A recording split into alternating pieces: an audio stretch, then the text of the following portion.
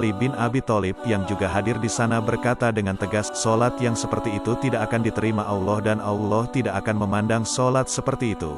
Mendengar itu Rasulullah pun kembali bertanya pada Ali, "Wahai Ali, apakah engkau mampu mengerjakan solat 2 rakaat karena Allah semata tanpa terganggu dengan segala kesusahan, kesibukan dan bisikan-bisikan?"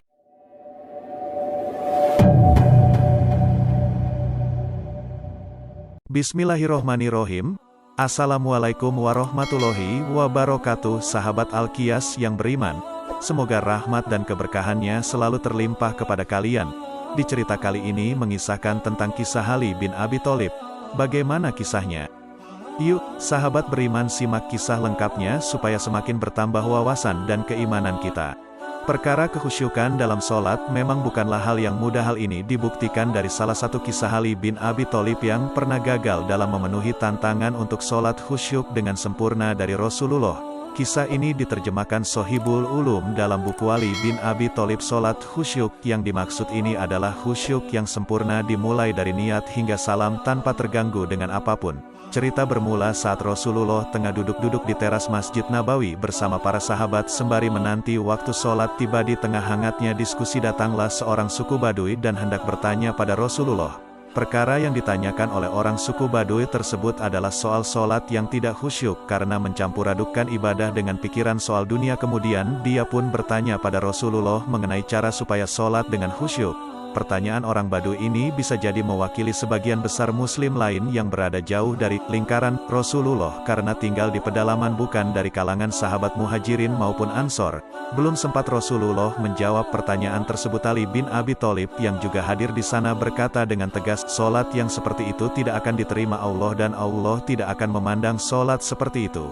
Mendengar itu Rasulullah pun kembali bertanya pada Ali. Pertanyaannya lebih kepada membuktikan perkataan yang disebutkan oleh Ali sebelumnya. "Wahai Ali, apakah engkau mampu mengerjakan sholat 2 rakaat karena Allah semata tanpa terganggu dengan segala kesusahan, kesibukan dan bisikan-bisikan yang melalaikan?" "Aku mampu melakukannya ya Rasulullah," jawab Ali dengan yakin.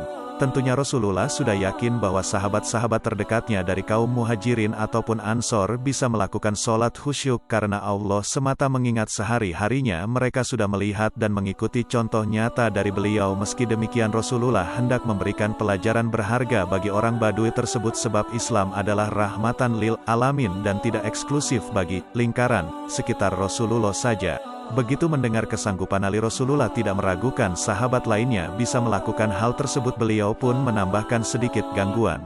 Sebelum Ali mengambil air wudhu untuk bersiap menunaikan sholat, Rasulullah tersenyum padanya dan berkata, "Wahai Ali, jika engkau mampu melakukannya, aku akan memberimu sorbanku kepadamu. Engkau bisa memilihnya, yang buatan Syam atau Yaman." Sebagaimana diketahui, kedua sorban tersebut dikenal memiliki kualitas terbaik. Kemudian Ali pun bangkit dan mengambil wudhu. Setelahnya ia segera melakukan sholat 2 rakaat yang disanggupinya kepada Rasulullah. Semua yang hadir, termasuk orang Baduy tersebut, hampir yakin bahwa Ali memperoleh hadiah dari Rasulullah.